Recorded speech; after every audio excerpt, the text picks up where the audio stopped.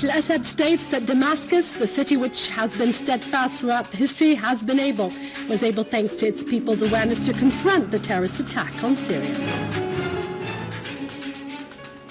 Al-Miqdad delivers the final results of the elections abroad to the Supreme Judicial Committee and confirms that the turnout exceeds 95%.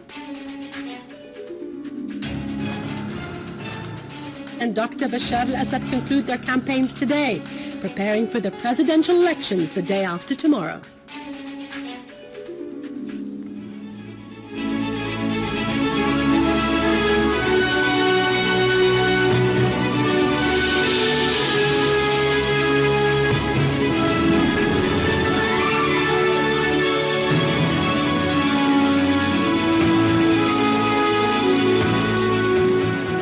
Welcome to our news bulletin. I'm Dania Nizam.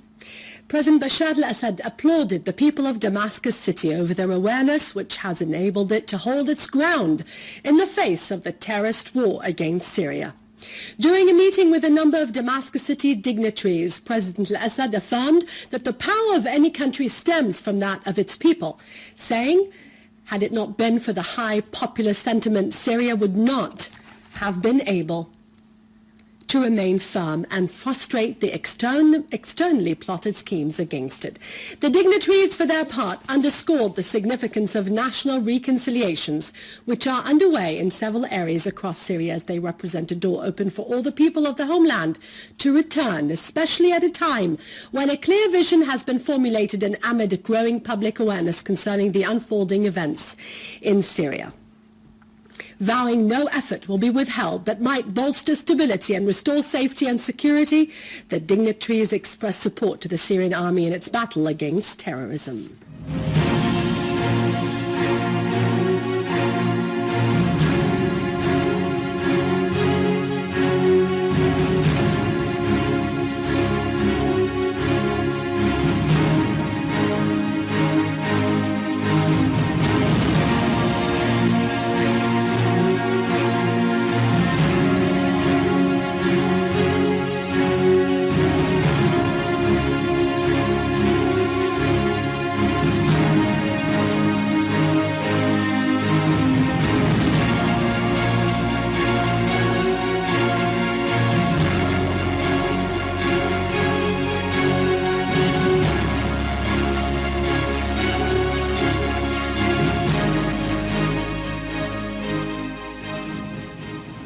Three presidential candidates, Mr. Maher Hajar, Dr. Hassan al-Nouri and Dr. Bashar al-Assad, concluded their campaigns today, preparing for their presidential elections the day after tomorrow. According to the general elections law, tomorrow, which is called the Day of Electoral Silence, the presidential candidates are not allowed to do any activity on their election campaigns.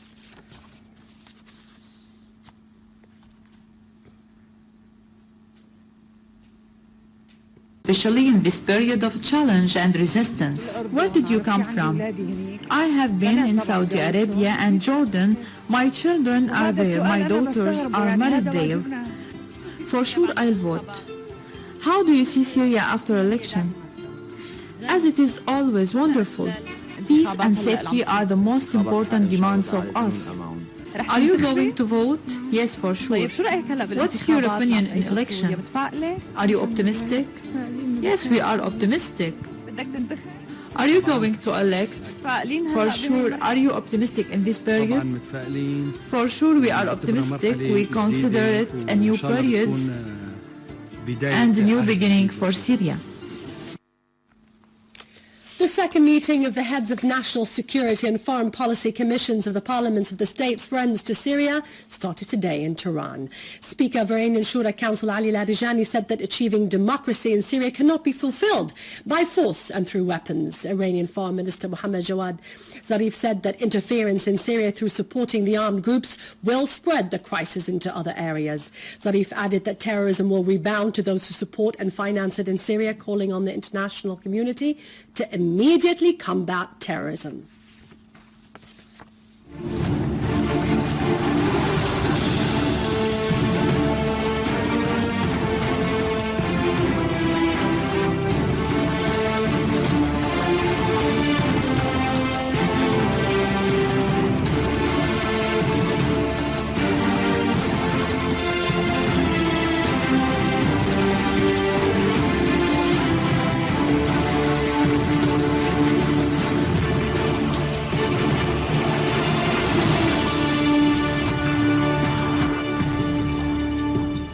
In Damascus countryside, a Syrian Army unit killed and injured a number of terrorists affiliated to the terrorist group of Islamic Union for Sham fighters and Ummahat al-Muslimin brigade in the area of Al-Mliha. Among the killed terrorists were Abu Zayyad of the Algerian nationality and Abu Fahd of Saudi nationality.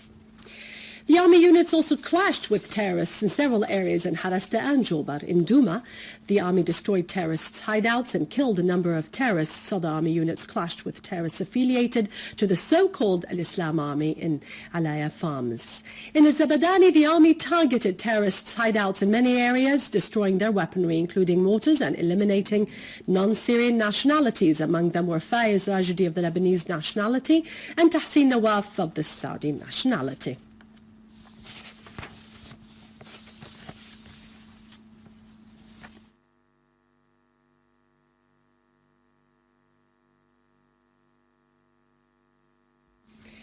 A number of terrorists from Al-Qaeda affiliated terrorist group Jabhat al-Nusra related the details of their attempt to assassinate Interior Minister Lieutenant General Mohammed al-Sha'ad on January 12, 2012, using suicide bombings which resulted in the death of 10 citizens and the injuring of others. According to the terrorists' confessions, which were broadcast on the Syrian TV, the operation was carried out according to the instructions of the Emir of Jabhat al-Nusra terrorist organization, Abu Muhammad al-Shulani, and was planned and executed by 2 Iraqi terrorists and 4 Syrians, one of them a policeman who used to work at the Interior Ministry's reception office.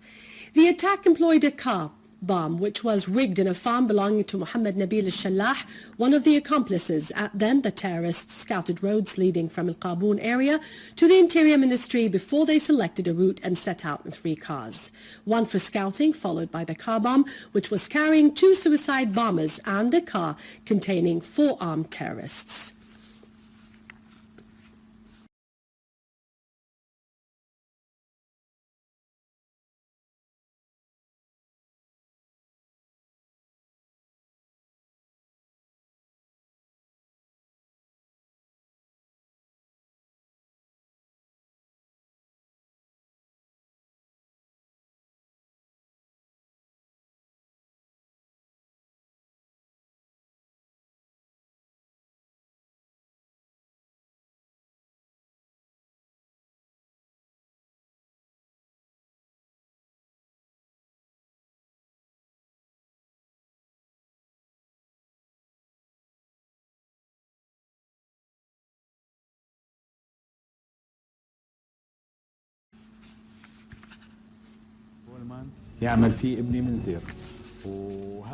Terrorist Mohammed Nabil al-Shallah affirmed he had owned a booking office at Pullman bus station where his son Mohammed Munzir and the policeman Hashim al-Assaf work after his full-time work is over. He also had owned a private office in the industrial zone in Al-Qaboon area and another office for renting of the policeman al-Assaf. Al-Saghir stole a Hyundai Tucson car, moved it to his farm in Jisreen in eastern Ghouta with the help of Mahmoud al-Shalit and Muhammad Touma, who after they booby-trapped it, drove it back to the industrial zone in Al-Qaboon a week later. Al-Saghir and Al-Assaf rented a house overlooking the Ministry of Interior in Kafar Sousa area and let Muhammad al-Habboul, a cameraman, and other persons to watch, who was coming in and out of the ministry. 3 days before carrying out the operation, Saghir asked him to buy 3 mobile phones, but he bought 5 from Damascus Tower building. Terrorist Shallah also asked him to go to the industrial zone in Al-Qaboon a day before the operation. As he reached there, they brought the booby-trapped car.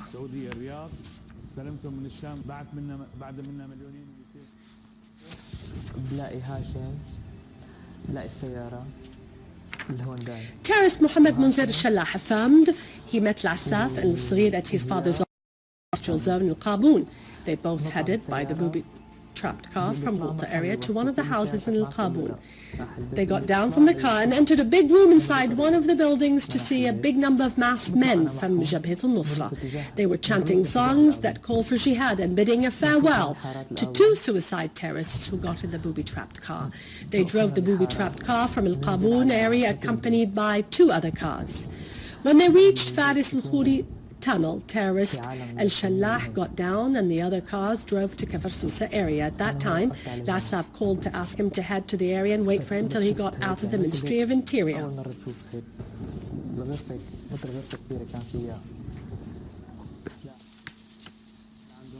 Terrorist Mohammed al-Habboul affirmed that in December 2012 he met Khalil Blal, Ahmed al-Madani and Ziyad al-Saghir, and Bilal asked him to go with them to Kafar Sousse. So, the next day, he went with them and they were accompanied by Yasser al-Rihani, Khalid Ramadan, Zahir al-Madani and Fadil Bek. They went to a flat in Kafar Sousse in a mission to watch and monitor the ministry's building and see who comes in and out. The group had automatic rifles and he had a pistol given to him by Zahir al-Madani. They were watching the ministry and monitoring the movements. They were also watching a sideway near the building of the flat for fear of any raid on them in case somebody knew about them. When the first blast occurred, Ramadan was watching through the window while Rihani was watching through small binoculars. He also had a device that looked like a mobile. A remote control led detonator. After that, a heavy explosion took place and broke the window. It was caused by a car bomb which was driven there by a SAF. Then Rihani asked them to leave. A taxi of Saba type was waiting for them, so they took their weapons and benefited from the fact that people were busy by the blast and headed to the car. They were 5 people. Because there were not much space in the car, he went out of it near Kafar Sousse roundabout.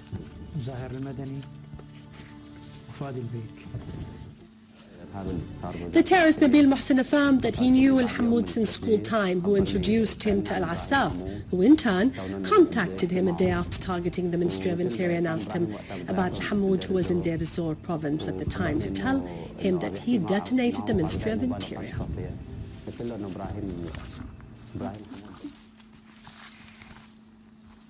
That concludes our news for today. Thank you for watching us. After the break, it's Vani with our economic and business news. You can always view this website on syriaonline.sy. God bless you, and long, long live Syria.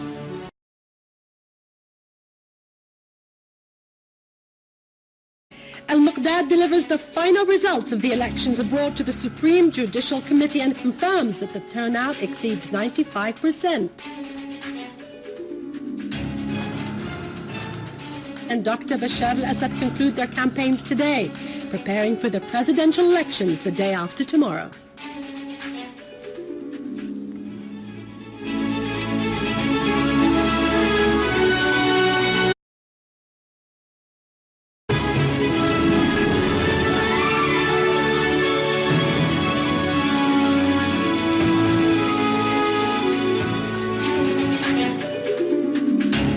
President al-Assad states that Damascus, the city which has been steadfast throughout history, was able thanks to its people's awareness to confront the terrorist attack on Syria.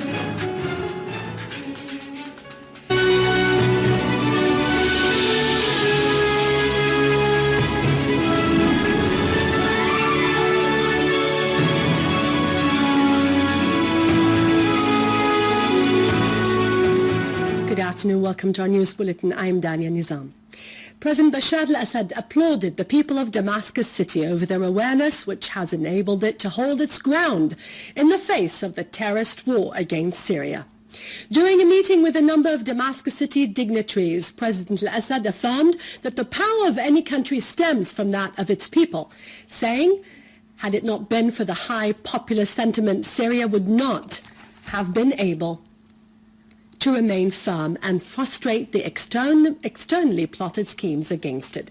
The dignitaries, for their part, underscored the significance of national reconciliations, which are underway in several areas across Syria, as they represent a door open for all the people of the homeland to return, especially at a time when a clear vision has been formulated and amid a growing public awareness concerning the unfolding events in Syria.